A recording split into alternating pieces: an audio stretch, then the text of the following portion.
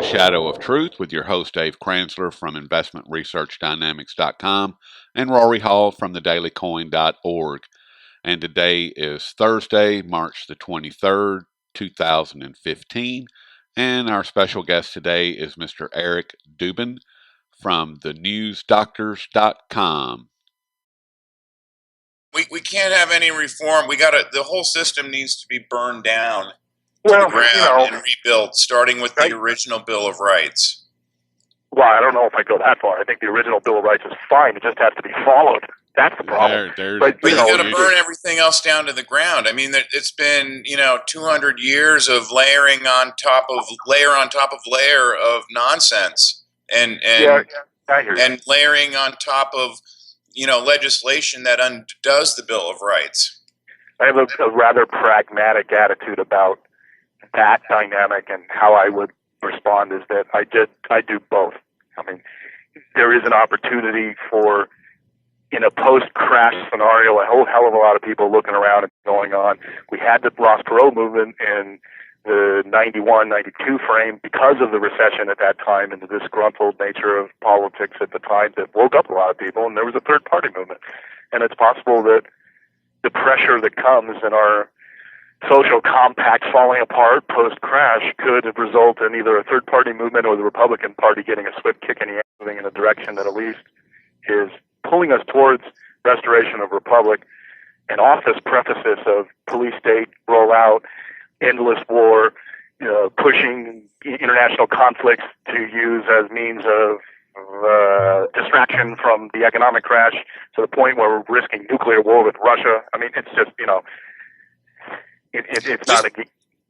But you're still operating within the confines of the current system and everything that's been built up legislatively. Hey, you got to dismantle everything, man. You got to dismantle the IRS. You've got to every single government administration. You got to just dismantle it completely. Burn it to the ground. My only point, and it's part of the reason why I'm so tired, it's not even worth fighting, man. This thing's just got to implode under its own weight. Someone like Rand Paul, were he to be president, would be an incremental slowdown in this rapid rush towards totalitarianism. And I have a feeling he's captured by someone already. I also agree with that. They're not mutually exclusive. This is not a binary kind of analysis. It's multifactorial. And we need to buy time. And that's why it's productive to push for someone like a Rand Paul, because it would provide the time for, hopefully, further education such that you sow the seeds of the possibility for some kind Why of buy time? I want to see this. I want to hasten what's in motion already, because what's in motion, the outcome's already baked in the cake. It's just a matter of how devastating it's going to be. I don't want to buy time. If you don't buy time and the system completely crashes and there's civil insurrection and so forth. That's what we need. That's what we need. But you know what, Dave? You might end up being a dude behind jail because of what you do. And frankly, I would prefer to not see civil I'd rather fight to the death. I'd rather fight to the death. I've always said, for 14 years that I've been in this, I've said, if they want to come and try and take me away, a couple of them are going to die trying before they kill me. I don't care. I'm not going to be thrown in jail for that. I'd rather be part of a movement that tries to overthrow this thing. Well, I sympathize with those sentiments. Find myself probably in the same kind of boat if someone were to be knocking on the door or running through with a tank. There's not going to be no knocking. There's not a case in 5,000 years of organized human history when change has come peacefully. It always goes through a period of war. Well, that's not true. Romania and Czechoslovakia and... No, I'm not talking about little countries. I'm talking about world powers. You're probably right, but the thing is that there's a possibility for the velvet revolution, so to speak. Not possible. With Romania, though, didn't they take the president and his wife and hang them in the town square and then burn them? Ceausescu. Yeah. In Romania. That doesn't sound like a real pleasant, easy transition. At least not No, for I him mean, and his they took the family. leadership out, but there was no civilian death at all. None. There was no arrest. You're talking about little.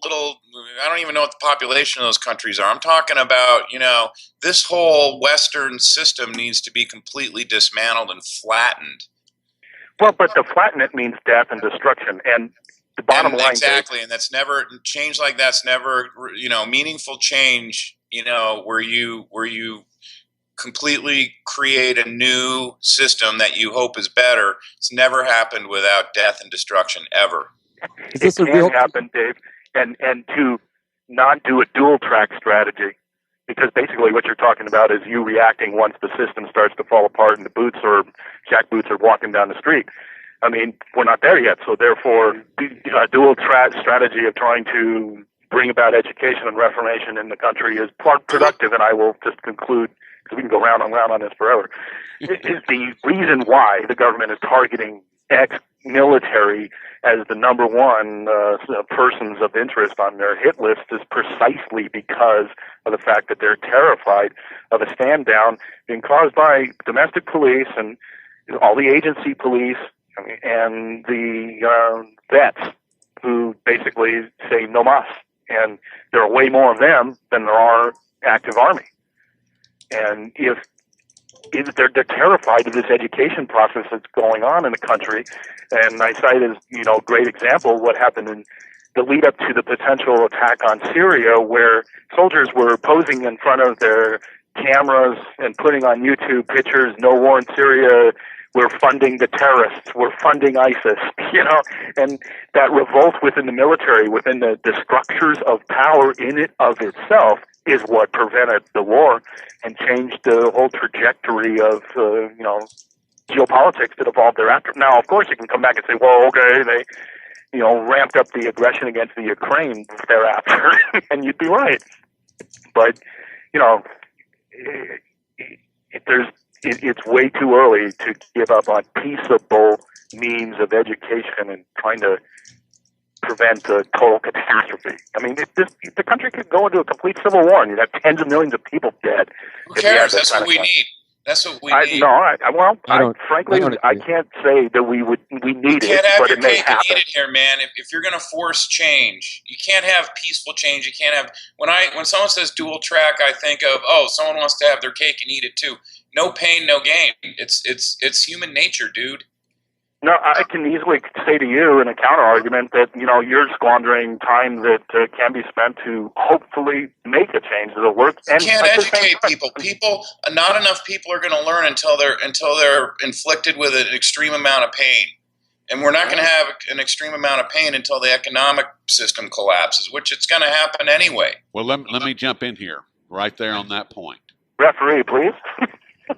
And I want to ask all of you guys this, because that's a very valid point that you just made, and we were just talking about this, Dave, the other day. When the system crashes and people's accounts are completely drained, and the Cyprus model has been, as Jeremy Stein, the Federal Reserve, wrote that letter 2 years ago, said that Cyprus is the go-forward model, period. He said that. So that is what they're going to do. They're going to go in, they're going to create a bank holiday, and then they're going to proceed to extract funds out of people's IRAs, their 401ks, and their checking accounts. And then they're going to, I believe, they're going to transfer them to the MIRA. And is that the point? And this is a question to all of you all. Is that the point where the education gets ramped up and we start seeing major change from the populace? I don't think so, because, and I fall back on Nietzschean philosophy, and he basically is just putting, iterating human nature in a pretty package of philosophical writings, and that is 90% of mankind. He's got a master-slave theory. 90% of mankind prefers to be told what to do. It's the path of least resistance. It's the easiest path. And then you've got 10% who are the masters, and they're the ones who are the leaders, and they're the ones who end up with, you end up with the Machiavellian terrorists who are running our system. And that's always happens throughout history. It stands the test of time. And even if people, what'll happen is that, But you just said, now hold on. Now you just said that until there's a pain inflicted upon them, then they're not gonna do anything. And but I don't think it's going to mobilize most people. I think the government's basically going to tell people, here's what we're decreeing, here's what we're going to do. It's for national security and it's for your own good. And most people are going to be, okay, what's on TV tonight? The French Revolution was affected by 1% of the population. I don't think we live in a world where you can have a grassroots revolution anymore because of technology. I'm going to have to disagree with that. Eric, Sean, what do you guys say? Would anybody like to hear 1 minute of something that I think is very sobering as it relates to the collapse, which we've all been thinking we need, because then there will be hopefully a reset toward liberty or a move back toward libertarianism or the Ron Paul way of operating this government. I interviewed James Corbett, yesterday. I think he's one of the most articulate, intelligent guys out there. He's very well researched, and he's saying that the Rothschild, Kissinger, Rockefeller New World Order has always included China in the future, and the collapse that'll happen here is purely by design to fold us into the New World Order, which is being fast-tracked. And frankly, it was the most depressing interview I've ever heard, because I believe him and I think he's right. And so an economic collapse for us in this country is only going to make us all poorer and less able to fight back. So before you play that, I want to remind Sean, and I will never forget this. Pastor Lindsey Williams, think of him what you will. He said, it's been 4 years ago or 3 years ago that you interviewed him last. Mm-hmm. He said that their plan was to make us so poor that we are unable to fight back. So that fits perfectly with what you're.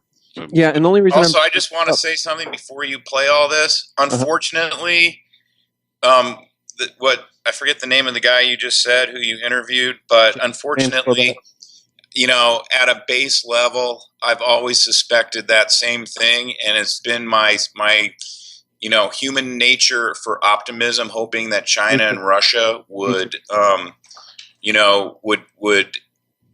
fight against the United States and the West and the Bilderbergs. But unfortunately, if you look at the role of the people who are members of the Bilderbergs and the Trilats, it includes very prominent Chinese and I think even some Russians. Yep, that's 100% right. Yeah, and the same thing with the BIS. Yeah, and so at the base level, I've always feared that that's probably what's going on. Well, and the problem with this clip is that he's so good. I could play 5 minutes of this, but I'm going to try to just play you guys a minute to get a taste of it. And then I did ask him about Russia and Putin. It seems to be a legitimate counterbalance, to which he agreed, but he said the jury's out for him personally, and that's his next area of study, is trying to figure out what Russia and Putin are really up to. But here's James Corbett, and I think it's really powerful. And what led up to this was me asking him about the shift of wealth from west to east, with the SGE, the AIIB, the BRICS Bank. Is it the fix? Is it the world standing up to this tyranny? And sadly, the answer is no. Yeah, I agree with that. But the converse, the prima facie evidence of coordination is the West stand down willingness to let China accumulate gold to be able to be an equal player at the table. That's right. I mean, those are facts. You can see it. But, I don't agree entirely with the thesis as you just described. And okay. I'll just listen on. Yeah, here it comes. Yay, China, the BRICS Bank, all of these new things are coming along to undermine that.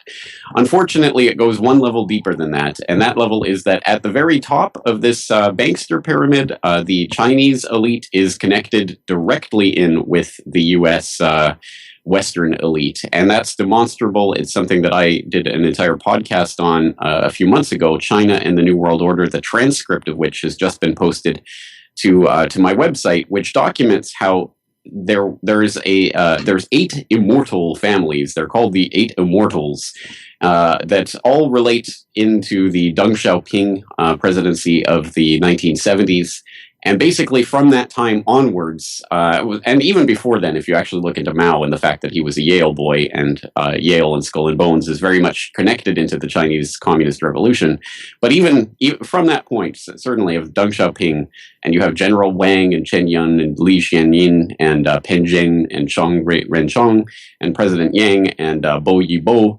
All of these 8 people are directly nexused into Henry Kissinger, David Rockefeller, basically the exact same banking elite that's been puppeteering the rise of the West in the past century. So, I mean, and he goes on, and it's scary as because there goes my hope bubble. My hope bubble has been that Chris Duane and we're all right, and that a collapse is what we need to reset this thing and get back to liberty. But in fact, the collapse is going to bankrupt us all. They're going to make us. We're in a lot of trouble because, I mean, they've already offshored all the wealth to China. So if he's right, we're screwed. And I think he's right because he's a lot smarter than I am. I think he's right, but my eternal, believe it or not, for as pessimistic as I am, my eternal kernel of optimism is that, and what Paul Craig Roberts references is the fifth column movements in China and Russia. Those are the ones that are connected and brainwashed by the West and tied together with the West. What I'm hoping is that guys like Putin and the guy running China now, I'm hoping that, and they're going to be driven by sheer greed. My view is that it runs contrary to human nature to share power. There always has to be one guy on top, and that's and that's why the U.S. always was fighting Russia and putting down Russia and trying to destroy Russia because the U.S. didn't want to share global power with them. And what I'm hoping is that there's movements coming out of Russia, which would be Putin, and China, which would be the guy who's leading China now.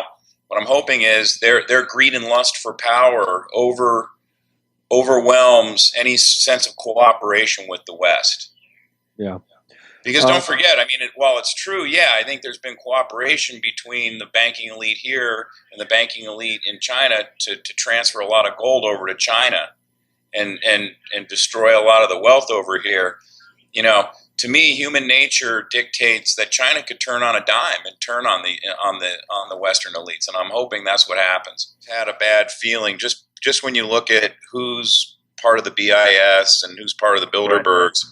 I've always had a bad feeling that ultimately there was a grand design and cooperation going on between the U.S. and China. But what I'm hoping is that human nature inevitably will kick in, and I'm not sure Putin's on board with whatever sort of reach arounds going on the U.S. and China have. But what I'm hoping is that human nature kicks in, and whomever in China or Putin decides, they don't want to share power with anyone, because I think that's ultimately where things head. Yeah, I agree with part of that, but the thing is, Dave, is that they're sharing power now because they have to share power to build themselves up in order to sustain and protect their independence at a later date. And that's the strategy that China is doing and Russia was forced to end up doing after we started attacking her most aggressively, but, as an ongoing process, as you're well aware, but most aggressively in this Ukraine stage. And,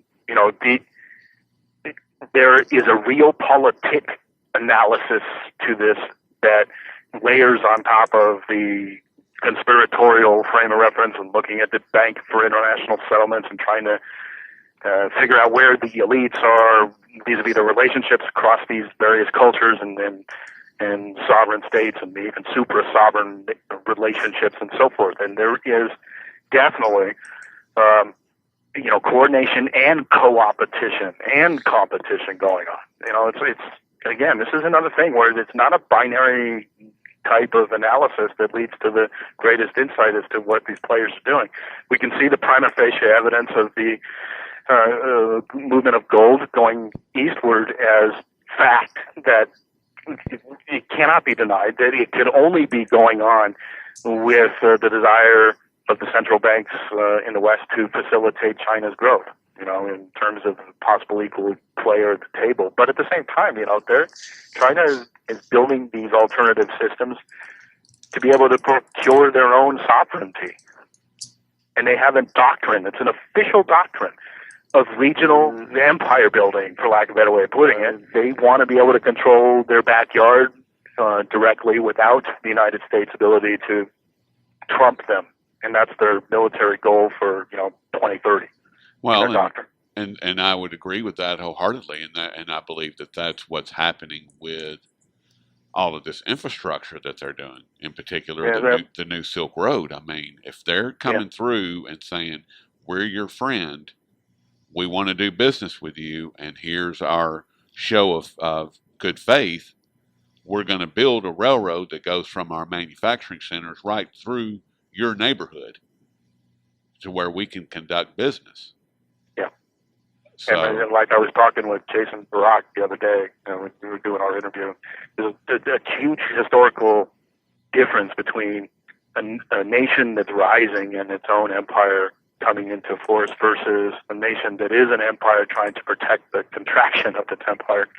And all of the systems of the Bretton Woods 1944 agreement and the institutions that grew out of it and the financial imperialism that went on for, the subsequent decades and, all of that has been in pursuit of the growth initially. So we went off the gold standard and all the craziness of the Vietnam War and everything just really kicked us off our center to the maintenance of our global power. And China looks at these things strategically from a different perspective. They make building relations through business as opposed to building relations or maintaining relations through kicking the shit out of smaller countries and divide and conquer tactics of building up factions like ISIS to go sick on Assad in Syria and to try to topple Syria with terrorists that we fund and train and so on and so forth. I mean, there's this qualitative difference of where China is today versus where the United States is, and the resulting mechanics by which the United States is trying to protect an empire and this China trying to grow it, and the different strategies they employ as a result. When I was speaking with Jeff Brown, who lives in Beijing, a couple months ago, that was one of the points that I was making, was that the United States is in the business of conducting war, and China and Russia are in the business of conducting business. That is the significant difference in the two. Every time that you hear about China or Russia in the news, like with the exception of Russia fending off the attacks that are coming at them through Ukraine and various other. Ukraine 50 times, right? Right, exactly. I mean, other than that, I mean, every time that you hear about them in the news, they're doing something that's positive. They're making a deal with this country. They're putting this into place. They're doing that. I mean, they're actually doing things and conducting business, whereas you never hear about the United States doing that, ever. We aren't doing that anymore. We haven't for a long time. And I want to ask you guys, hold on, Eric, because because something that was said earlier, it's been gnawing at me for months, and it was just brought to the table again a few minutes ago. And it's something that I've believed for a very long time. And James Corbett said that in that piece, he alluded to this, and then Dave, you were saying something along the same lines, except you were talking about China. I've said, and Dave, you and I have had this conversation before, I've long believed that Putin and Obama are working from the same playbook, the same as Hitler and Churchill and Roosevelt were all working from the same playbook. And that's how these things come about. And I personally believe that that's what's happening. Now, you bring in China as a member of the BIS and the Trilateral Commission and the Council for Foreign Relations and all this other stuff that they're involved in, it makes perfect sense. Can I ask a question just to make sure I understand what you're saying? I'm sorry?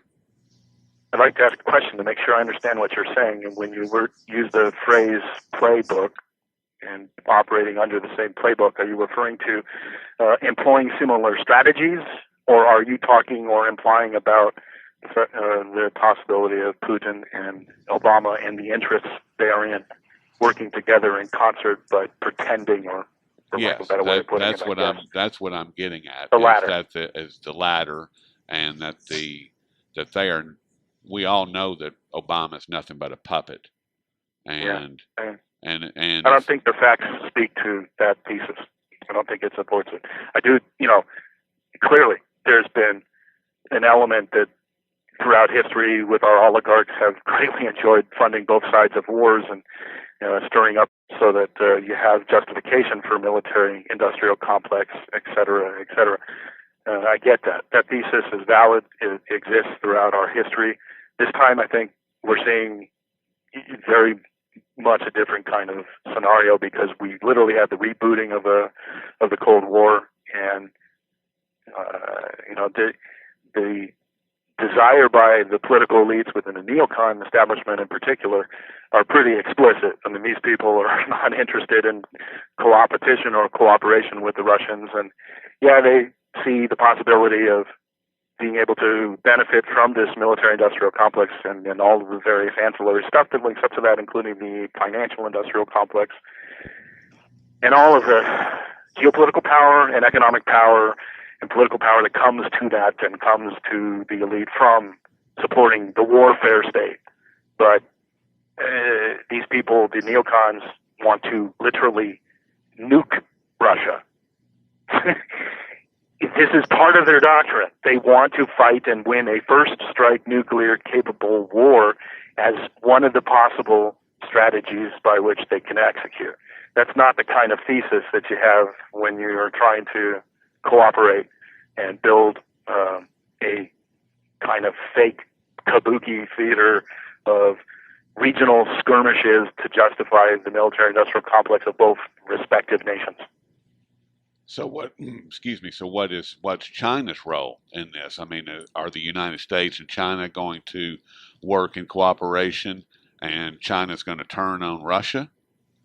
No. China and Russia are already forming an alliance of significant stature to counterbalance what power exists in the West. I mean, that's just prima facie evidence based on what's happening. You can see it with the Shanghai Cooperation Agreement and joint military drills and $1 trillion worth of contracts that have already been agreed to between the two nations. I mean, we're talking about a high-level strategic alliance between the two. And at the same time, China has suckered the West to play along with the compression of 150 years of industrial revolution growth into 15 to 20 on the seduction of the West financial oligarchies' desire to outsource jobs left and right and financialize the world economy further and hope to build strong technology industries by having intellectual property within Western geographies and financial control with labor force of the East building it, and on and on and on. All of that kind of stuff that's been going on is something that is the form of cooperation that you can kind of point to and say, well, here's an example. And it actually does make sense to some extent because you got both elites kind of screwing over their general population in some respects, more so in the United States, but having this growth of China to the benefit of China by exploiting the West and the West elites, hollowing out our economy and basically milking that asset value and leveraging it up in the financialization process, particularly since 1973 and the removal of the gold standard. The rise of the banking system representing what initially was like 10% of GDP to 30% of the GDP, or certainly with respect to, I think I got those numbers wrong, but certainly with respect to net national profits of our sovereign firms. I mean, if you look at, say, the S&P 500's financial sector representation of the share of profits, gone from, 1950s to like 9, 10, 11, 12%, give or take any given year, to 30 plus at the peak in 2006. And all of this kind of stuff has been motivated by all of these elites benefiting from this hollowing out of our system as we build up China. There is that kind of weird, what can be described as a kind of symbiotic relationship that's almost parasitical when it comes to China and the general interests of the American people, and how that whole dynamic has evolved over the last 15, 20 years, beginning with the Deng Xiaoping reforms, including of China into most favored nation status, with the GATT, and on and on. Okay. So what's Russia's role as the United States continues to collapse and continues to, and all of our wealth being in the form of gold continues to move into China? What's Russia's role? How do they fit into this? Because if we're supposed to be setting up to go to war with them, and the neocons, as you said, want nothing more than a first strike nuclear war with them, how does that fit into what you just described? Well, just a point of clarification. I'm not saying that the neocons absolutely and necessarily want a first strike war. They want the capability of pulling that off the shelf and executing it as a strategy if they so elect, as the policymakers sit around the table. So, Russia is more of in a defensive mode at this point because the West has been attacking her. And ever since the fall of the Berlin Wall and the Wolfowitz doctrine, in 1992, laying out the strategy and necessity per the vision of the neocons to never let the Russian bear achieve a cohesiveness to the point where it could project power beyond Russia and containing it and so forth. And ever since then, we've gone through periods where there's been warming of relations with Russia.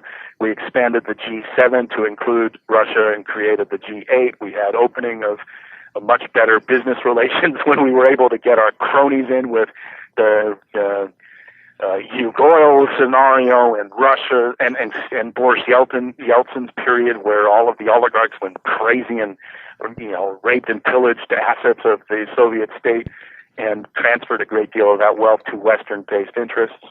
The more recent period where Bush would look into Putin's eyes and he said, I've seen into his soul. And Putin, Mr. Putin, I don't talked about it, is a good guy and so forth. I mean, we've had this kind of schizophrenic type of waltz where we have leaders that, like President Medvedev, who was 50 years, I think he came in 2006 to 2008, somewhere around there. And, was a kind of an intermission between the KGB evils of Putin. And he was serving the interests of the West more so in a creeping slow motion kind of colored revolution strategy. So, we're circling all the way full circle to answer your question. I think that we're now basically concluding that there's no reason to try to coddle Russia. Some of this motivation with detente with Iran is motivated by the idea of taking Iranian gas and delivering that to the European continent in place of the loss of Russia's gas. The whole setup now is basically one where the West has decided to be going full Monty when it comes to aggression against Russia, and conversely, Russia is in a very defensive mode. I mean, all of this talk about Russia wanting to rebuild its empire and all of this nonsense is so over the top. I mean, they can't even make use of their internal resources efficiently. They don't need an external empire. They've got an internal one that is laying fallow. Well, what do you think, Dave? I mean, what do you think as far as Russia's role in this extraction? I mean, if the United States and the aggression that we continue to show towards Russia, but we're supposed to be in bed with China, and China's supposed to be moving in and setting up shop in the United States, and whatever's going to happen with us here. I mean, how is that? But it's all very confusing to me. It really is, because China and Russia seem to be joined at the hip, but we have this aggression towards Russia, but we're supposed to be pals with China in the as far as the oligarchs and the shadow government that's working hand in hand with these folks. I mean, we got to be working hand in hand with them because they own us. If you read the military doctrines that are published by the United States and read our documents that come out of our foreign policy think tanks and so forth, there's a huge body of interests pushing towards the creation of China as the next boogeyman enemy on the scale of the old Soviet Union. So, the same neocons that are making war with Russia now are planning for making war against China 5 years from now. I don't know that we're necessarily in bed with China. I think, as Dr. Paul Craig Roberts has pointed out, I mean, both China and Russia have what's known as fifth column influences, which are media and government and business people who are all Western educated, and they're in cooperation with the West, and a lot of them are sort of tools of the United States and the West. And I think part of Putin's rise to power was he's a Russian, and he's a KGB guy, and he grew up and was bred hating the United States. And I think he's been over there, fighting the fifth column there as well as fighting off the United States. Yeah, and I don't know how I've been thinking about this for a long time. I don't know how the Russia-China relationship is going to play out. I also think that there's a ton of Western educated elitists over in China that are part of the Communist Party and part of the government. But I think there's also, the entity that's in control of the Chinese government right now is not part of that fifth column. And I think the U.S. works hard on a daily basis to try and get their fifth column plants in both Russia and China to take control. I don't think it's going to happen, but I don't know that we're necessarily cooperating with China. I mean, we almost exchanged artillery fire with them in the South Sea recently. Yeah. I mean, the U.S. has been trying to take over Taiwan and control Taiwan for a long time, and China doesn't want that. I mean, I think China has its own interests that it's trying to protect, at least the people that are in power there now. And I think, again, I'm hoping my theory plays out that China ultimately does not want to share world domination power with the United States. I think, China, I'm hoping China is kind of deciding that it's their turn to be, king of the world. So for me, where the interesting dynamic will be, assuming all this doesn't end up in World War III, is how the Chinese and Russian relationship plays out. They have a huge common fit when it comes to their respective interests, resources, cultural strengths, geography, you name it.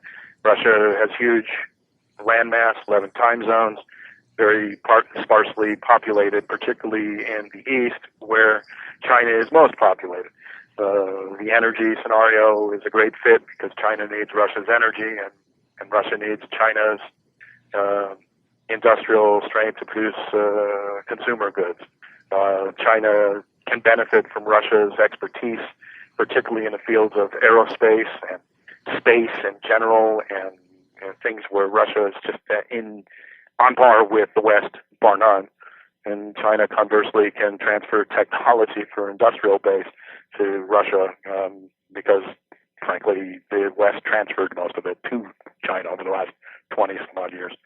So those factors, the respective common interest vis-a-vis the dollar-denominated dominance and reserve currency status, financial imperialism engine that comes out of the Anglo-American Empire, finding themselves in common strategic positioning when it comes to the entire Eurasian landmass vis-a-vis Europe and NATO. I mean, the seeds, the fertile ground is there for a strategic relationship that runs deep and will be profound over decades, frankly. And I think that's what's going to happen between China and Russia. Back in January, Eric, you and I spoke, and you, at that time, you had said that you thought that there were going to be some things that play out beginning about now, and that they would still, they would run through the end of second quarter, beginning of third quarter. Are you still seeing that at this point? Yeah, I mean, just minor variations around the theme and time frame and whatnot, but the overall window of turmoil that I spoke about with you during that call is something I continue to see. In fact, I think that the primary catalyst this time around will be the financial markets within the United States for this particular stage of things unfolding. If the Fed is able to do their one quarter hike in June, as I was saying back in that call, saying that that's a possibility because that's what they really, really, really want to do because they're trying to preserve their credibility, blah, blah, blah. In reality, I mean, they're not going to be able to do anything more than that. I mean, if they find themselves to actually execute that, then it's going to end up probably being a catalyst that'll, possibly even crash the market, stock market, 25% or something in the final analysis going into the fall. So, yeah, I mean, I think that scenario is still there. And we have such an extended equity market, and the bond market is just ridiculously silly in terms of the level of manipulation that's going on there. I mean, nothing like it has ever existed in human history as far as the magnitude of financial firepower that's being used to execute this level of manipulation in the credit markets. I mean, that's just insane. So, I think they've dug a hole. They can't get anywhere out of the hole, and they continue to dig further. Dave, I want to ask you about the housing market. We're getting numbers again that say that it's imploding, and I know that you've been railing on the lumber market for the past couple of weeks with good reason. I mean, it's crashed crazy. I mean, it's just gone down for about 2 weeks now. So those two go hand in hand quite nicely. And as far as you and I have been on many calls over the course of the past couple of months, and do you think that the September October timeframe is in line with everything based on the housing market, or what do you see in the housing market? Is that going to take us down completely? That's a good question. The housing market never really recovered the way the media and the industry associations and Wall Street wanted us to believe. I mean, the first-time home buyer has historically been 40% of the market of the housing market in terms of purchases, and it's been as high as 50%, and it plummeted over the last several years to 30% or lower, and that's basically your bread and butter of the housing market. Most of the bounce in housing volume has been the large investment portfolios, the large investment funds, and for instance, and also individual investors / flippers.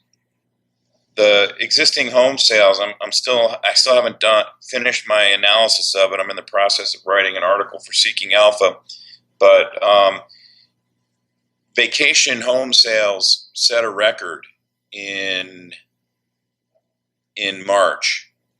And that speaks to the fact that the upper 10% of the population has made a lot of money in the stock market, so go out and buy an investment home. And I think that's where the bounce in existing home sales came in March that the National Association of Realtors reported. The first-time home buyer was still only 30% of the sales volume, and the reason why their percentage went up is because investment buying continues to decline. And it's been declining investment buying's been declining since middle of 2014, maybe early 2014. And you can see that in the numbers. All you got to do is dissect the National Association of Realtors numbers. And the government's made a big push to try and make it easier for the first-time home buyer and the below the top 10% strata of the country to buy a house. I mean, you can, if you live in certain areas that aren't even necessarily rural, sort of outer suburban rings, you can get a 0% down payment mortgage from the USDA. And FHA and Freddie Mac and Fannie Mae have all significantly reduced their mortgage insurance fees. Under FHA, Fannie, or Freddie, you only need to put 3% down, and you can borrow your down payment. So you can essentially, if you've got the right people gifting you money, you can go out and buy a house with no money down, and all you got to be able to do is make the monthly mortgage payment. And the other dynamic that isn't talked about at all, and this Realty Track published this data a few weeks ago, and I've been meaning to write about it, but 35% of all homeowners are still underwater in what they call an effective negative equity sense, which means if you want to list your house, sell it, and move and buy a new house, you're going to end up pulling money out of your pocket. You don't have enough equity in your house to cover that, and that's 35% of the country. Yeah, mortgage larger than the sales price. And so that's, so if you're part of that 35%, as long as you can keep, as long as you can keep making your monthly mortgage payment, and I don't even know how long that's going to last, given the quality of the jobs that we're seeing that are supposedly produced by the economy. As long as you can make your mortgage payment, you're probably not going to, you're not going to walk away from your house. You're going to keep it. You're certainly not going to sell it. No. And the problem with the first-time home buyer is if first-time home buyers aren't in the market buying homes, it means that existing home buyers who may have enough money to move up into a better home, they can't do that either because they need first-time buyers to sell their homes to. In terms of the new homes data, I mean, it's all BS data anyway, because it's Census Bureau data, and the Census Bureau data is probably among the most corrupted of any of the government statistics that get put out. I was reading an article the other day, and there was a Census Bureau employee who was saying, now new home sales data are based on contracts signed. It's not based on actual closings. And essentially, the cancellation rate's running about 20% in the industry right now. So when you see a new home sales number that's reported, you can automatically discount that by 20% because those are just contract signings. And the 20% rates can go on for 2 years too. Yeah, I mean, and the thing of it is, the Census Bureau never goes back and revises its data to take into account cancellations. So you just have year after year after year of what they call sales data that have built up and accumulated that aren't real sales. They never ended up being closings. And if Census Bureau people are taking count of contract signings in a specific area, if they can't get a hold of the right sources in order to try and get numbers, they just estimate it based on housing starts.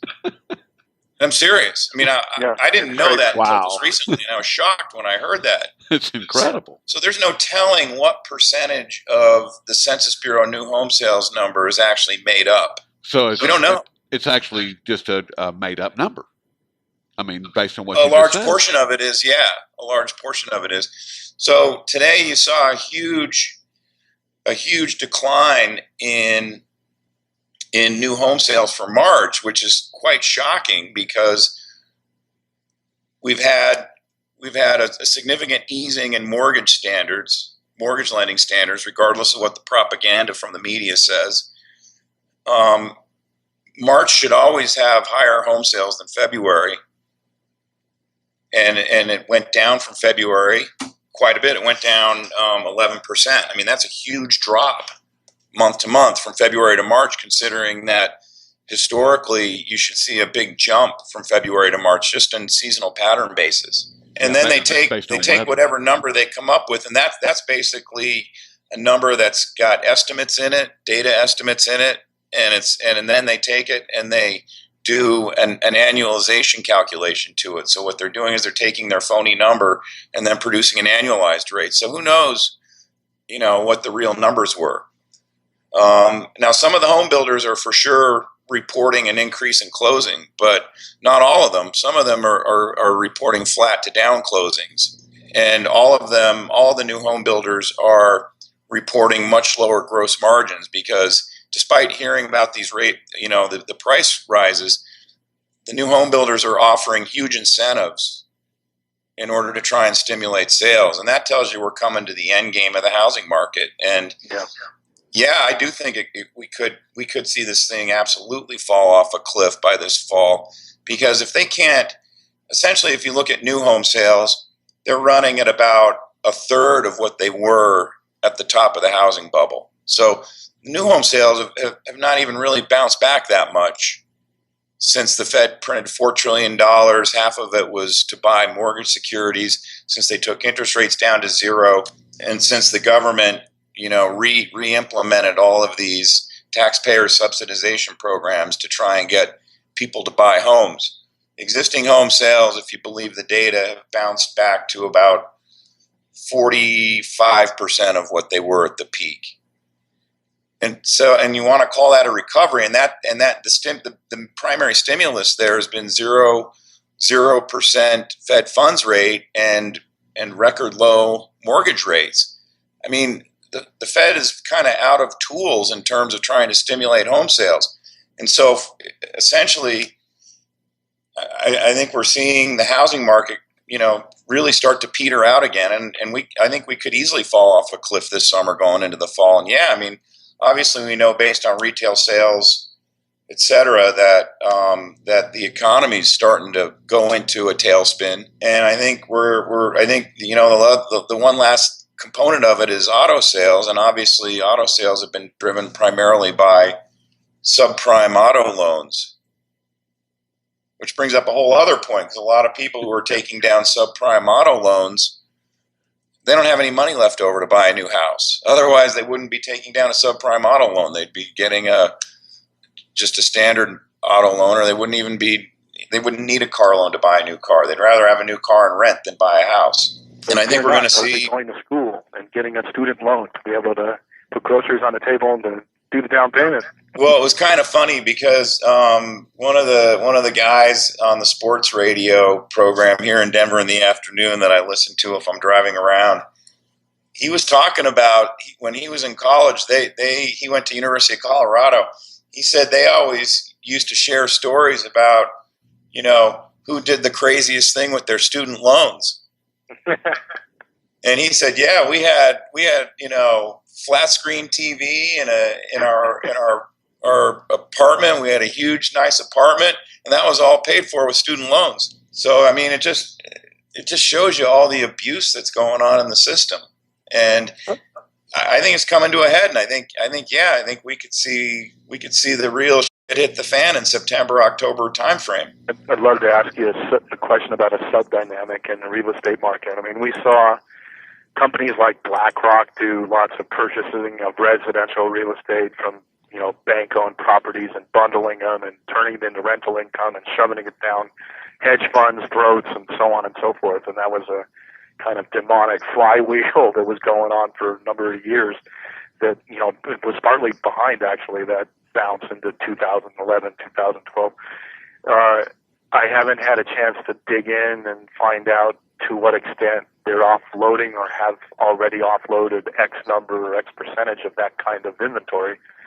And I'm curious if you have been watching that. And the reason why this comes to mind is that the CEO of BlackRock was on CNBC yesterday pimping the idea of, particularly for the rich, but it was basically making the general argument that the place to be is, amongst other things, real estate. And that sounds to me like someone talking their book. What's your sense as to where the hedge funds and the BlackRocks of the world, when it came to all of that income, property, yield-chasing garbage, are in that cycle? And I know that they have been unloading. I'm curious to know where you think they are along that process.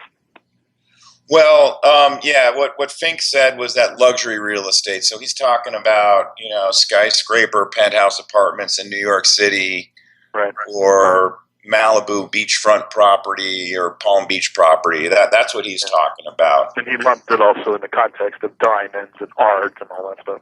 Right, and then obviously diamonds and art and collectibles have just skyrocketed in value. I wasn't really asking per se about that.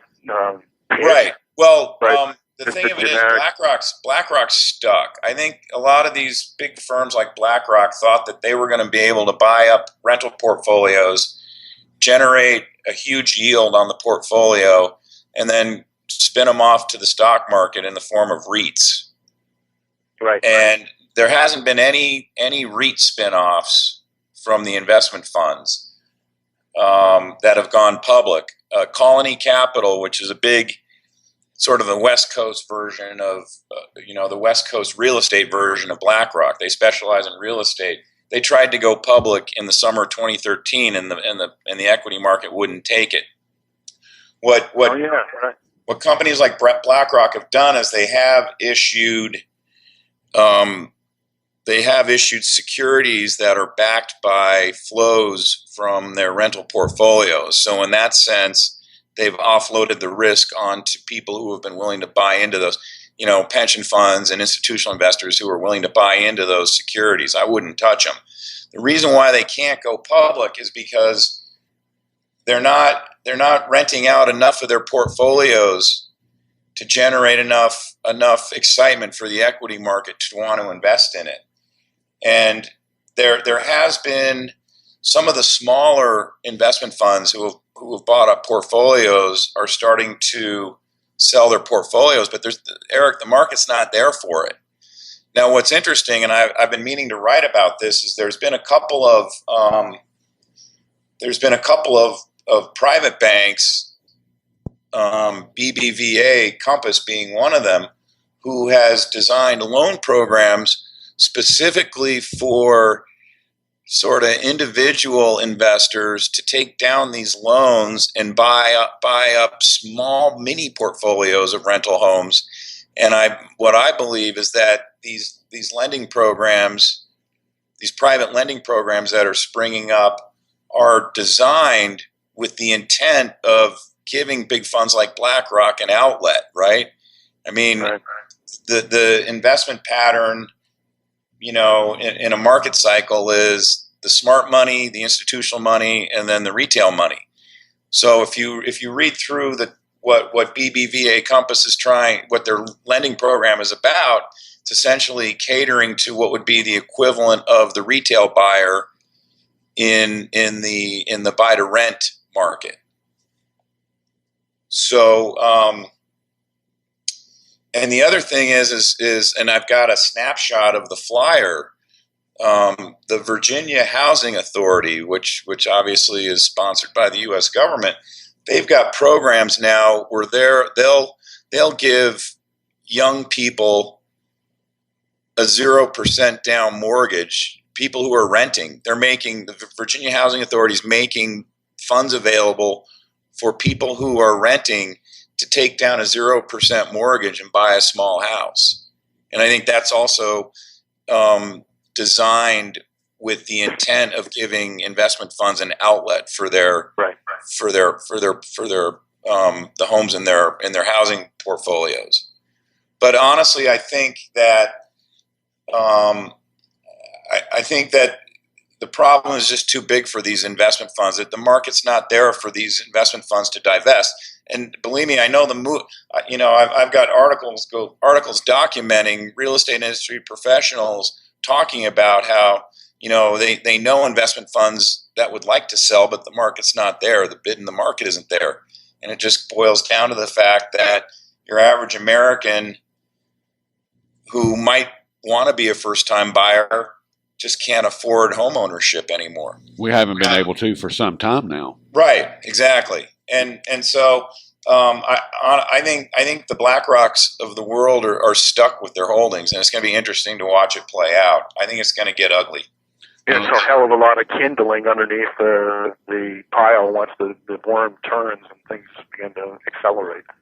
That's the real big danger. I mean, I honestly don't know what more the government can do other than to print a bunch of money and roll out a program where anyone who's rents or doesn't own a home can take down a very low interest mortgage with no down payment, borrow the money from the government and buy a house. But then what's going to happen is you're going to screw over all of the apartment REIT barons. So, and that's a whole other dynamic that's going on. And I'm especially seeing it here in Denver, and Denver's always representative demographically of what's going on in the country. There's a glut of apartment buildings that have gone up, and I have readers all over the country who are telling me the same thing in their areas. And I know in Denver went from a very, very tight apartment rental market to now all these new buildings that are going up, and especially the high-end ones, they're basically rolling out the red carpet, and you can get a free month if you move into one of these buildings, including the building I'm living in. And this is literally 6 months after the building I'm in tried to jack rents. Couldn't do it because the market's not there. There's too many apartments that have been built. So, and this is what we saw in the big housing bubble. It's the same dynamic. Flippers coming in and driving the market in terms of homes, and you had an oversupply of rentals, and that led to a price collapse. And we're going to see the same thing this time around. Is it gonna do us in? Is the housing market going to be the end of our economy? The housing market is going to, when it crashes or any other catalyst for that matter, completely kill the economy. It will just be gravely wounded. Those scenarios are more likely than the grand crash of literally everything going sub-nuclear. But it could go that way too. Well, we've had, any sort of economic strength, if you want to call it that, has been driven by autos and housing. Yeah. Well, and of course military spending, and oil. Right. The oil leg of the stools. Right. The oil leg of the stool's been kicked out. Yeah. The housing leg of the stool's about to be kicked out, and I think the same thing with auto sales. I mean, most people aren't even aware of this, but in March, 19% of GM's reported auto sales were to the government. It was government fleet sales. And as far as the oil, didn't I think that someone said yesterday that they were projecting to lose 100,000 jobs in the oil industry in the United States by the end of this year. Yeah, we've already lost 40, 50 or something like that. So that projection is likely to be on target. We likely have bottomed, barring another wave of a deflationary financial crash that spills over into the real economy and kicks the crap out of the global economy, such that demand falls further and that we've breached the 40 round handle and go into the 30s. That scenario is possible. But we appear to have found some stability because the rig count has been halved. The amount of actual consumption worldwide outside of the United States really hasn't changed that much. And the difference between growth of supply versus decline of demand on a net basis in the last year or so boils down to about 1.5 million barrels worth of production on an annualized or on a per day basis in a market that's running at pretty near roughly 90 million barrels per day. So nearly 1.2 some odd percent or so is the difference in this marginal change of supply and demand dynamics that have governed the weakening of the oil price along with the pile-on that went on in the futures market, the manipulation and financial warfare and so forth that were layered on top of what Saudi Arabia was doing to pursue their personal interests of expanding their market share, to defend their market share, and not do what they did back in 1986 when we had another decline and they sacrificed market share in order to support the price of oil by cutting their production. And then other players would benefit because obviously they didn't take the fall for the system of the petrodollar, et cetera.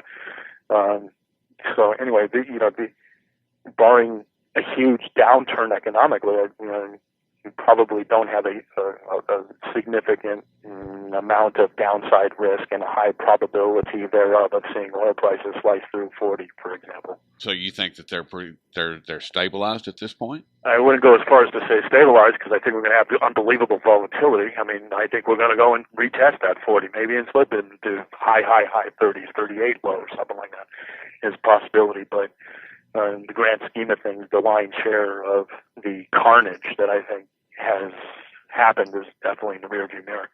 If you look at the chart, even, you can see that. I mean, oil's at a prodigious bounce, and part of the last phase of the decline was driven in large part by fears of running out of storage at the Cushing site in Oklahoma, where the terminus of pipelines from Canada's tar sands and just the overall amount of storage capacity at that place, and which serves as the hub for NYMEX distribution of oil in our system, was such that we were very seriously going to run out of storage if certain variables didn't happen. And those variables did happen. We saw a sufficient amount of decline in terms of our output and an uptick in driving within the United States in the last 2 months, which is the thesis of the oil market largely having stabilized at this point is probably where we are. Time will tell, but I think that 80% of the carnage is definitely in the rearview mirror. Eric, were you going to talk about JADE Helm at all, or we didn't really get to any of the other topics? We didn't get into JADE Helm at all. Well, I think that we could build on the conversation that you guys had with Hodges and the interview you put out the other day, if you want. And the other thing too that probably touch on is just dynamics of precious metals markets. Yeah, I want to hear about your timetable of events that you can define and serve as the final stake in the heart of the precious metals bear. For about the last 2 months, I've been talking about the sequence of events that would likely transpire were China to, in fact, secure entry into the SDR basket.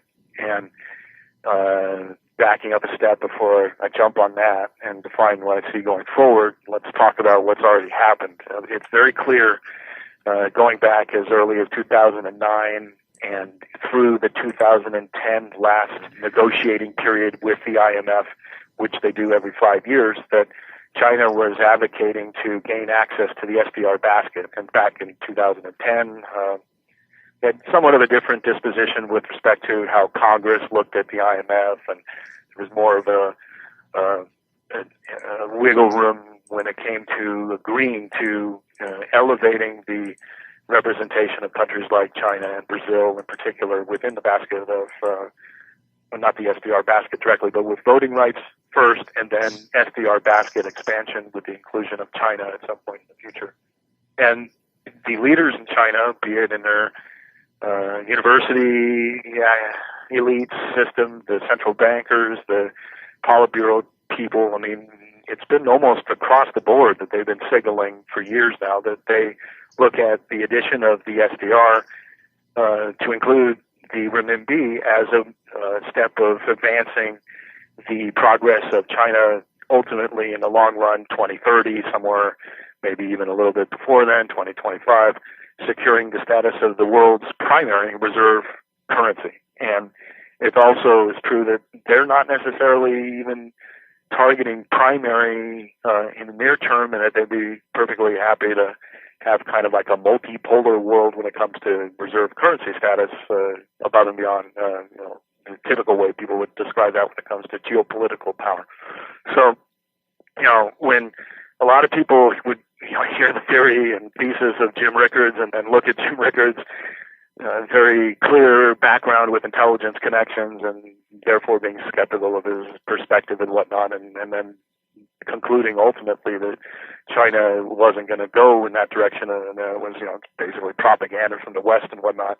The missing piece to the analysis of analysts that proffered that thesis was that all you'd have to do is look at what China was openly talking about in all of these various centers of their power infrastructure when it came to how they saw themselves 5 years forward in the monetary system. And here we are now at a stage where the headlines are now in the rearview mirror that prove that thesis is correct, that they are in fact going to most likely be added to the SDR basket in the September-October timeframe of the IMF meeting. But in order for them to become a bona fide member of the SDR basket, the IMF provisions call for a greater liberalization of their capital account, to also see more internationalization, participation, and use of the renminbi on a worldwide basis. And on the latter, China has definitely done that. They've achieved that by executing what must now be somewhere in the neighborhood of about 28 bilateral currency swap relationships and direct trading relationships. And layer on top of that the AIIB and the new development bank, this rather weirdly named thing that it's literally the new development bank, quote unquote, which used to be known as the BRICS Bank, and on and on. I mean, they have achieved a monumental increase in terms of the renminbi being used as a transaction currency for the movement of goods and services worldwide, going from less than 1% 10 years ago to now on the order of being the second most used currency for those transactions of goods and services clearance worldwide. So they meet the criteria on that respect when it comes to addition to the SDR basket. They're a little squirrely when it comes to the capital accounts, as you know well, Dave. I mean, their markets are not open. They're not free. The renminbi is not freely convertible, and it's traded in the managed float band and so on and so forth. But I think that they've achieved enough of power for and respect and confidence for the renminbi, given all of these bilateral relationships and the massive growth in its trade, such that they're going to be able to muscle in with the IMF. And we've heard somewhere like 2 weeks ago, Christine Lagarde, the president of the IMF, saying that, quote, it's going to be a matter of when, not if, end quote, when China would come into the basket. Germany has said the same basic thing, and China's leaders all the way up to their premier has said the same thing. And so I think, this is only a 5-year cycle. I mean, if it's going to happen, it's going to happen this negotiating period. So all of that said as backdrop, in order to finally earn the heft and respect and trust of the renminbi and its addition into the SDR basket being viable, they're going to want to increase the confidence behind their currency. And in order to do that, the easiest way to do it is to just up their estimates of gold that they hold. They're probably, in my opinion, going to come in somewhere under 4,000, and that they're going to probably announce this somewhere in the June, July timeframe, and that they want to be above Germany in terms of Germany's declared holdings. Never mind what's supposedly stored at the New York Fed vault and all that good stuff. And not reveal the full extent of what they hold in terms of gold, obviously. So sub 4,000, but well above Germany, somewhere in that 3,500 to 4,000 range is what I anticipate and expect them to announce. And when that happens, also is going to break out in the gold market, because all of the bozos at the World Gold Council and all of those people that follow them on Wall Street, I mean, the conventional financial world, representing 95% of managed money, has no friggin' idea what the heck has been going on in China with respect to how much gold has been taken down. And when the 4,000, just shy of 4,000 number is announced, it's going to blow the minds of the conventional finance community, and the bozos on Bloomberg will be scratching their heads, pulling in analysts saying, what the hell happened? They won't be calling Bruce Jansen. But, this has a sequence that's predictable, and that is really the take-home point. I think that it's almost a 90% probability that this IMF SDR basket is going to be rejiggered in the fall. And as a result, that requires China to come out and make their declaration of gold holdings, or at least vastly increases the rationale and logic behind biting their tongue and making that declaration at that time, because it has a payoff of being able to get them into the SDR basket. So all of these things, are lying before us. I think that even the massive rally that we've seen in Chinese A shares and is partly driven by a realization that after a pretty long bear market in the stock market, I mean, the Chinese retail investor was paying only attention to real estate and ignoring the stock market. So that certainly played a major role in setting the stage for this giant move that we've seen in the Shanghai index. But part of what the craze that's going on in terms of money flows into China, I think, is in part a recognition of the rise of economic power. So anyway, I think that this fall is going to be setting up the stage for a sequence of events in the summer that will drive the gold price higher. I mean, it's interesting that this meme, this way of framing what may happen, is beginning to seep into commentaries that I'm beginning to see in other places. I think it was Nomura that came out with a report on April 8th talking about this very basic sequence. I mean, maybe they're listening to the Silver Doctors program for all I know. James Burke the other day was on King World News talking about how that it's at some point in the late fall, winter frame after this SDR negotiation and all of this, that we're probably going to hit some kind of an air pocket that will be directly created by the shifting gears of the international monetary system as the dollar begins its decline from 60% reserve assets for, the reserve currencies and the bonds and so forth that are held by central banks and sovereign wealth funds all over the world to what, in my opinion, and I'm not saying this is what Perk had described, but ultimately dollar falling to 45% reserve currency status utilization, and maybe even as little as 2 years. So all those kind of things will reduce the purchasing power of the dollar at the margin and put a bid under gold, and I think part of that cycle will begin to start being priced into the market this summer. Do you think that China is actually going to announce that they have quadrupled their holdings? Somewhere in the neighborhood in the 4,200? 3 to 4 times. North of Germany and below 4,000 is my window. And you think that's going to blow up the gold market? Not blow up, but put a bid under it. I mean, it'll help. Frankly, I think we will see a bid already in the gold market, and then it may very well be starting within this week, for all we know. I mean, we go through this cycle every time in the latter stage of this bear phase where you get some renewed interest by the paper jockeys and they start chasing the gold on the COMEX, gold in the LBMA, gold in the ETF, and the mainstream financial world where 95+% of managed assets wake up and they buy GLD in January and put in the peak in the gold market in January 22nd, and we had $500 million worth of gold additions, at least if you take the numbers at face value. You never know with GLD and all of the shenanigans that go with their inventory and whatnot that's highly probably going on. But, they added $500 million worth of gold to GLD because of these paper guys coming back. And I think that part of what neutralizes the cartels urinating all over the gold and silver markets during periods of time is in fact this ebb and flow of the return of the paper jockeys.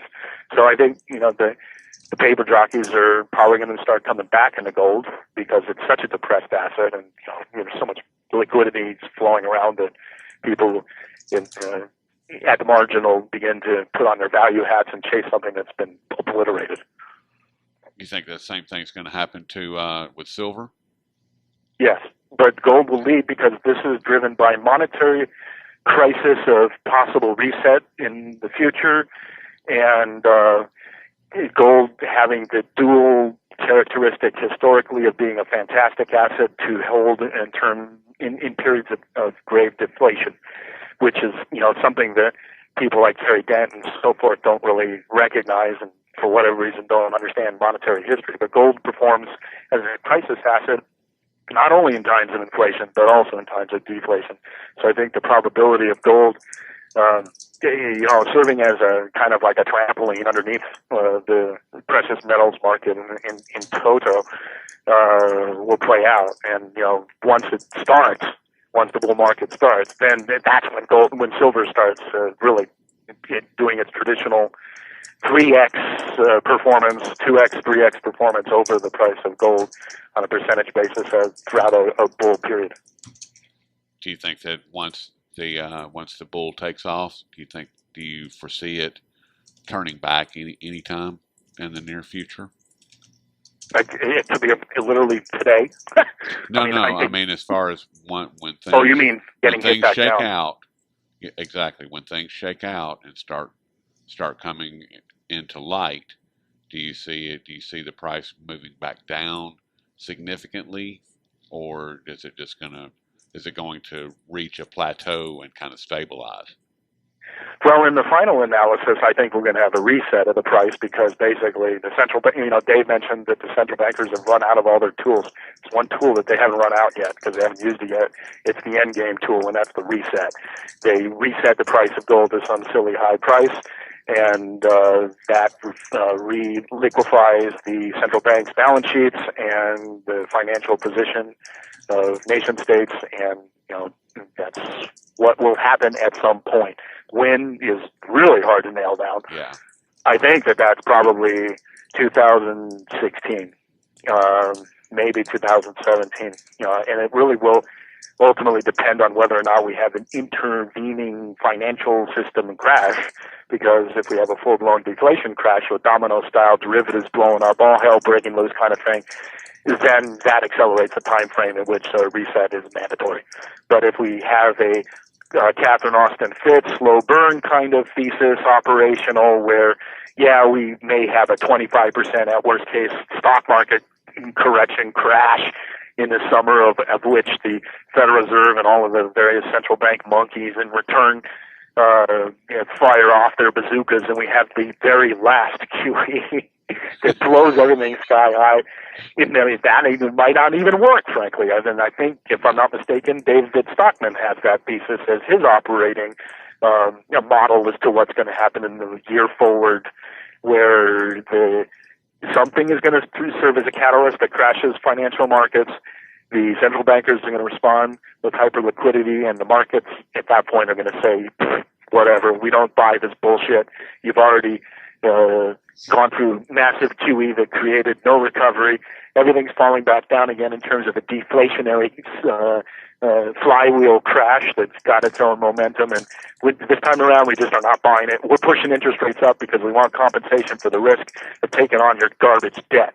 And if that happens, and the confidence gets kicked out from underneath to the support of the credit markets, well, that creates that lights the fuse of the bomb that takes down the system.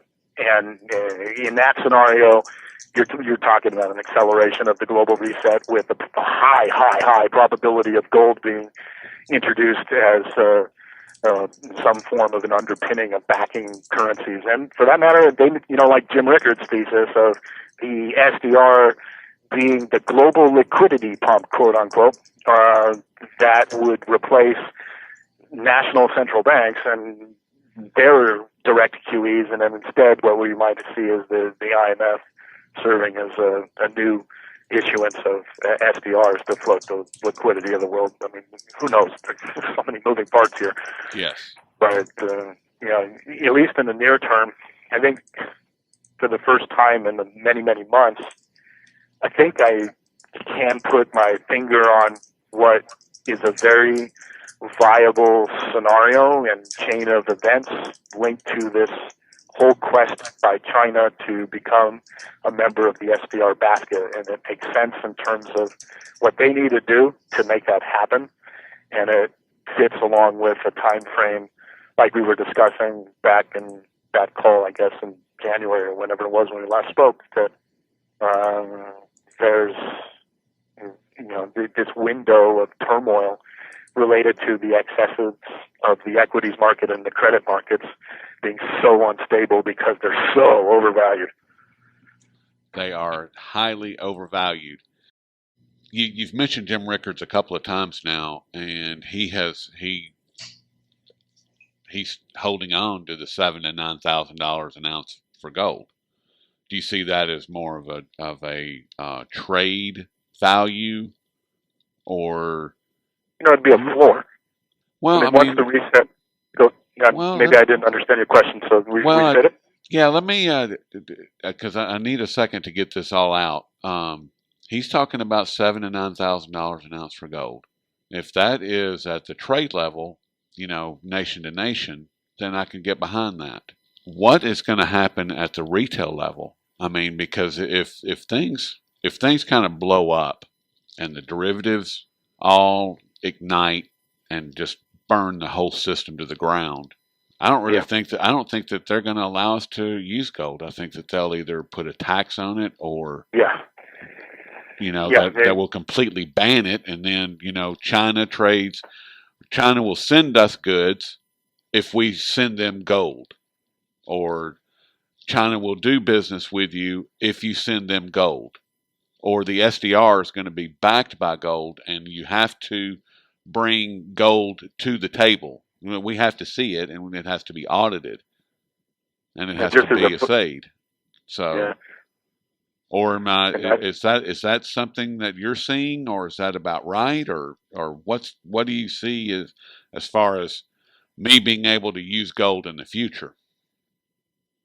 It's a risk factor. I mean, I even think about that myself personally when it comes to my own precious metals holdings. The reality is that the government can be very aggressive with excess profit taxes, quote unquote. They could outright make illegal the ownership of gold once again. The stuff that they're doing when it comes to cracking down on pawn shops, gun shops, and using the instruments of the state to go after so-called disfavored businesses is the same kind of stuff that they can do to coin shops. It wasn't all that long ago that there was the prospect for the Obamacare first law to incorporate the mandatory requirement for the issuance of W-2s 1099s, when somebody would sell as little as $600 worth of precious metals at a coin store. Yep. And the coin store would have to file that with the IRS, and that everything would be documented. And all of that was being proposed because, well, in part, they justify it with the same kind of broad brush strokes of, well, we want to control crime. We don't want people to have the ability to launder the value of jewelry that they ripped off from your grandma last night when they broke into her house. That's how they frame this kind of stuff. But in reality, the bigger picture goal that they were after was putting in place the institutional mechanisms by which to execute capital controls. Exactly. And that, I think, is coming. I think that there will be that kind of thing going on in the bullion space. Just the other week, we were talking about that on SD Weekly Metals and Markets, and I made the point to everybody, keep your receipts. I mean, if you buy an ounce of gold at $1,400 and they put in capital excess profit taxes, and they say, okay, now you got to pay 70% or whatever. Just pulling a number off the top of my head, I'm not making that forecast. But if you got your basis value at $1,400, it's a lot less painful than if you have the IRS saying, but you don't have a receipt. Well, I guess your basis is zero, and therefore what you sold it for, your revenue, is your capital gain. Thank you for the 70% of your $5,000 transaction per ounce.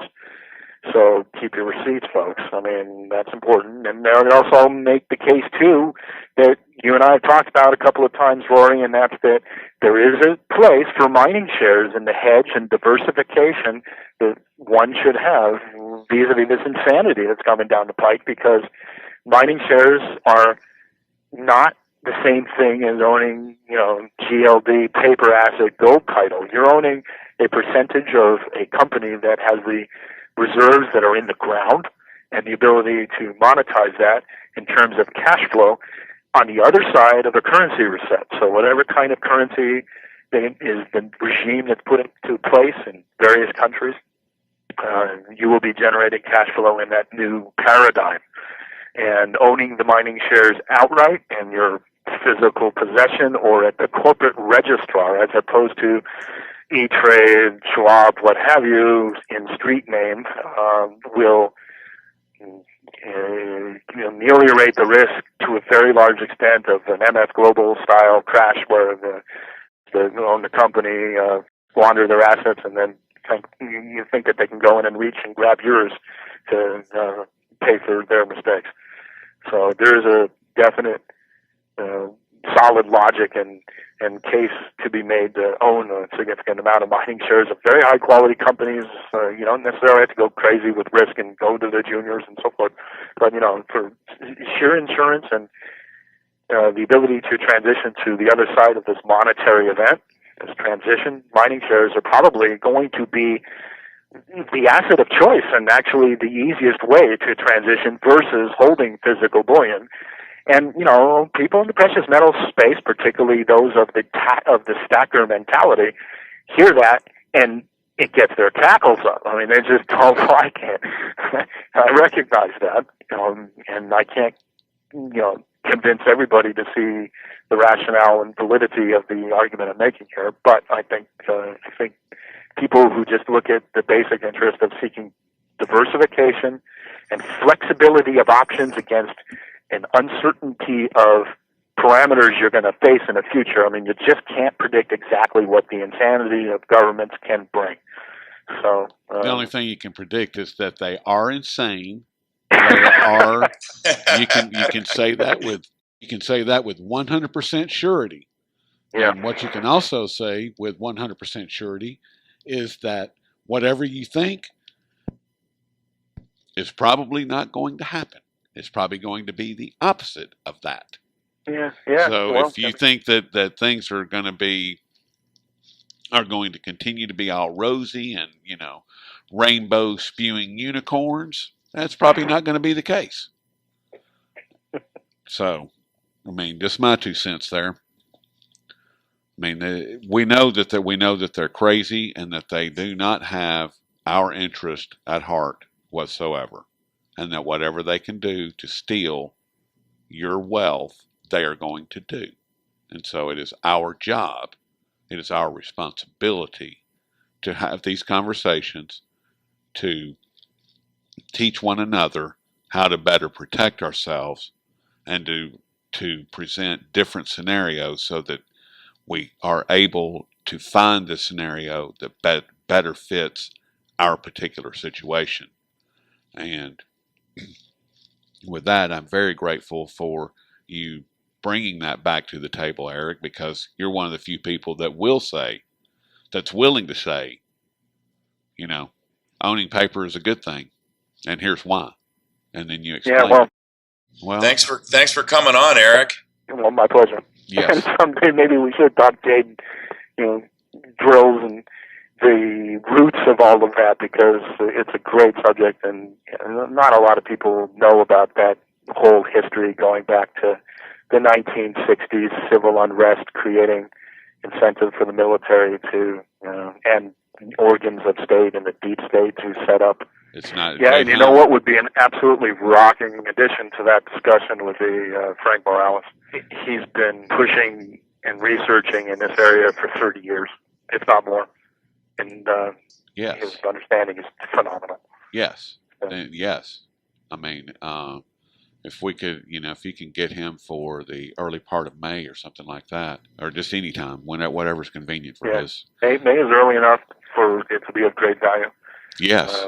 Vis-a-vis the window in which the majority of these drills are apparently being scheduled in the September, October timeframe. No, it doesn't launch until it launches July 15th. It runs from July the 15th until September the 15th. That's the official window. Based on what the guy I know here, he's seen paratrooper drills in the southwest suburbs.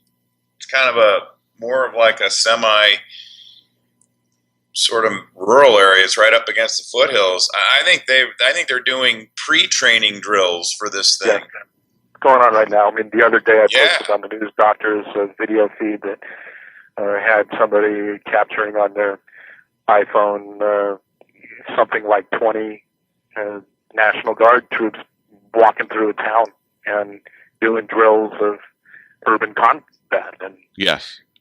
It's already going on. It is going on. There was go over to the Daily Coin and look at that video that I posted yesterday from Yuma, Arizona. It's part of that interview, and it's only about 30 seconds, but they have a freaking massive helicopter to land in what appears to be a park in Yuma, Arizona, and they're out just talking to citizens with their weapons, full gear. I mean, it is terrifying. And what you were talking about, Eric, that was in Ontario, California, and right. that was, it's those kinds of things that are happening, and they're happening all over the place. I mean, it's ridiculous, and they're just conditioning people to accept the fact that the military is going to be in your face from now on. That's what I see anyway. Yeah, and then, I agree. The contingency ability to pull off the shelf the takeover of Boston, the takeover of New Orleans with Katrina.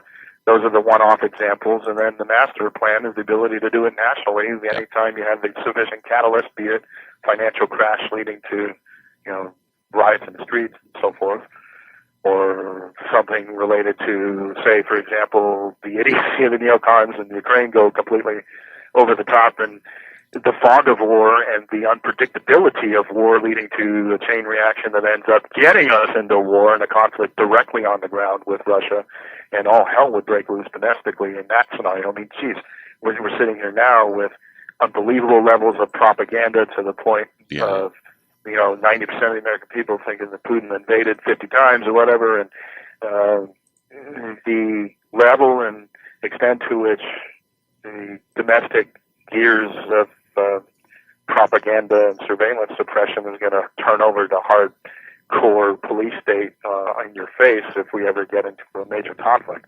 If we go to the war front, the domestic conditions are going to turn to pot ugly fast. But, I think this is a great subject. We should dive into it in much greater detail than what we're doing now. Yes. And in large part, frankly, because though I think that Hodges has the correct analysis when it comes to the role in which the FEMA camps play and the whole crackdown against domestic insurgents and domestic persons of interest and people that the deep state targets, particularly veterans and front callers and all that stuff. Right. That whole thesis I think is correct. I want to stress that I'm not knocking him because actually I respect his overall analysis.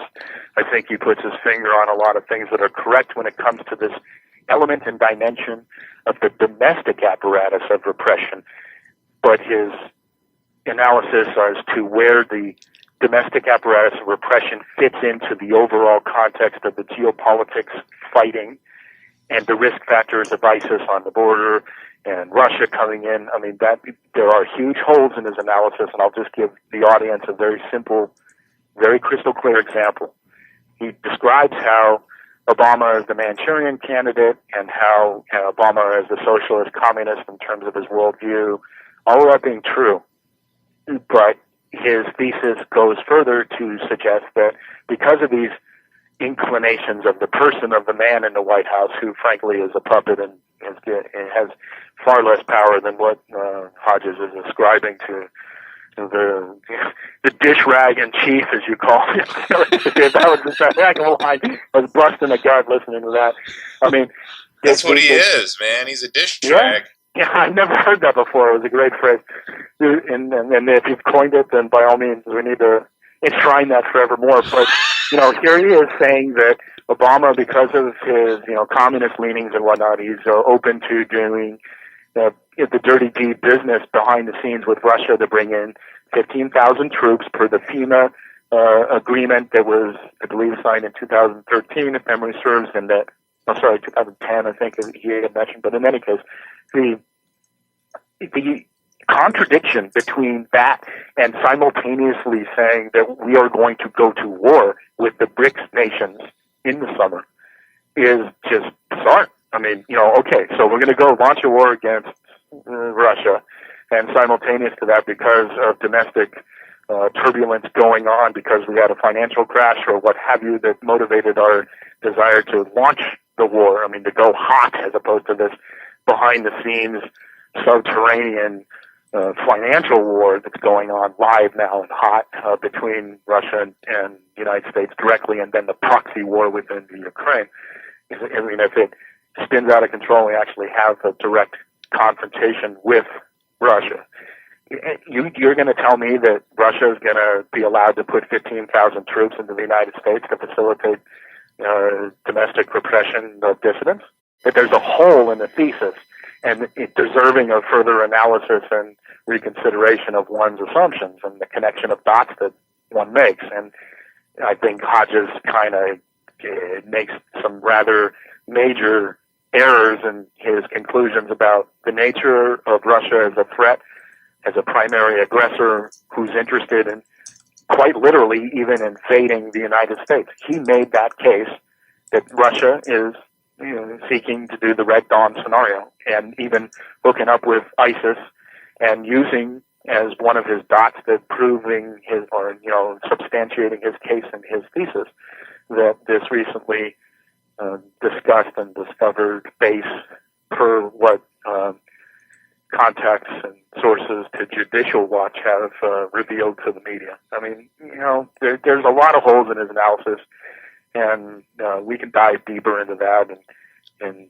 it's beneficial in one very big respect, and therefore worthwhile discussing, and that's that it helps neutralize this overall narrative, which this whole thesis about transmuting Jade Helm as but one more example of the red threat.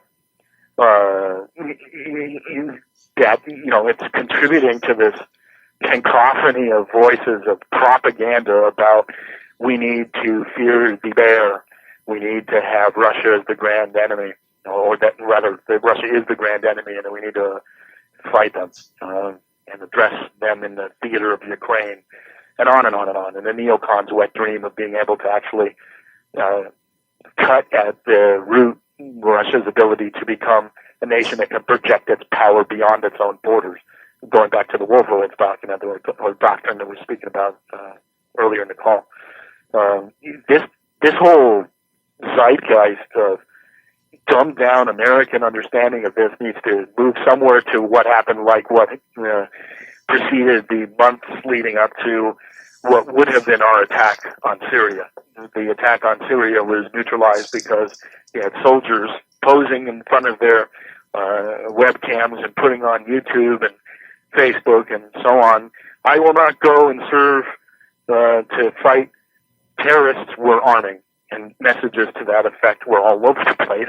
You had a veritable mutiny in cyberspace that scared the crap out of the powers that be, and that's the same kind of sentiment that led to the fragging in Vietnam and on and on. I mean, the powers that be knew that they wouldn't be able to control their own military. Yeah, if you can get Frank Morales, that would be awesome. And if we could do that sometime in May, that would be incredible. I'm game. Yeah. That'd be a good deal right there. And also, just as a parting shot to folks out in your audience, I'd say go to Google and put in quotation marks Frank Morales and quotation marks Garden Plot. Garden Plot was originated in 1968, and it was the progenitor of all of these various civil insurrection countering programs that are coming out of the deep state. The roots go back to that period. And in order to understand what's going on now, you really need to wrap your brain around the genesis and plans that were put into place back then, and how it evolved to Rex 84 under Oliver North in 1984, where they formally went through another period of pulling out of mothballs military bases, and using the justification of, well, we're in a war in Central America with our proxy Contras fighting the Sandinistas, and it's creating turmoil where refugees will possibly flow in over the border and swamp U.S. cities to the tune of 500,000 people or whatever. That was the lie that was put out to justify the need to resuscitate all of these military bases that became part and parcel of the FEMA camps under X-84.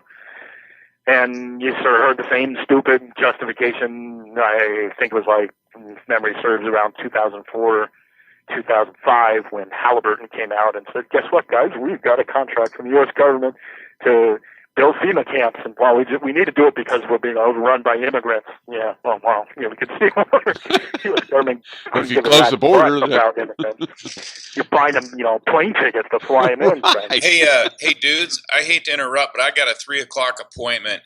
We've been speaking with Mr. Eric Dubin from thenewsdoctors.com. And Eric, tell them a little bit about what you got going on over there. TheNewsDoctors.com is a news portal that covers lots of different subjects, and spend a lot of time in particular hand selecting things with respect to finance, precious metals, geopolitics, and our specialty are those three subjects in particular. And anyone can follow the work that I do by going over to the site, and on the right side I have set up various names, including Dave Kransler, including the Daily Coin, and myself, Eric Dubin. You can click on any of those buttons and pull up the content that we syndicate from you guys, and as well anything that I do when it comes to interviews or stuff over at the Silver Doctors with our weekly Silver Doctors market wrap. That's all indexed under my name, so you can follow my work. I just want to add, it's a great website. I love the way the homepage is formatted, and there is a ton of information on there.